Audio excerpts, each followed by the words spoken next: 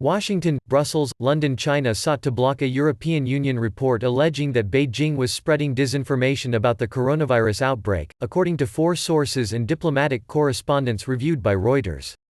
The report was eventually released, albeit just before the start of the weekend Europe time and with some criticism of the Chinese government rearranged or removed, a sign of the balancing act Brussels is trying to pull off as the coronavirus outbreak scrambles international relations.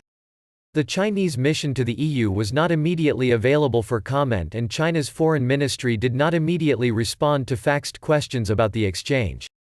An EU spokeswoman said, "We never comment on content or alleged content of internal diplomatic contacts and communication with our partners from other countries." Another EU official Reuters said that the disinformation report had been published as usual and denied any of it had been watered down.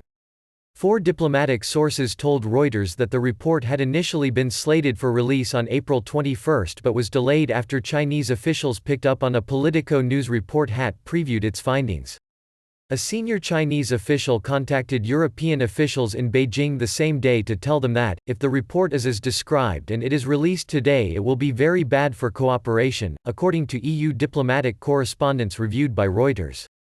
The correspondence quoted senior Chinese Foreign Ministry official Yang Shaoguang as saying that publishing the report would make Beijing very angry and accused European officials of trying to please someone else, something the EU diplomats understood to be a reference to Washington. The 4 sources said the report had been delayed as a result, and a comparison of the internal version of the report obtained by Reuters and the final version published late Friday showed several differences. For example, on the first page of the internal report shared with EU governments on April 20, the EU's foreign policy arm said, China has continued to run a global disinformation campaign to deflect blame for the outbreak of the pandemic and improve its international image. Both overt and covert tactics have been observed.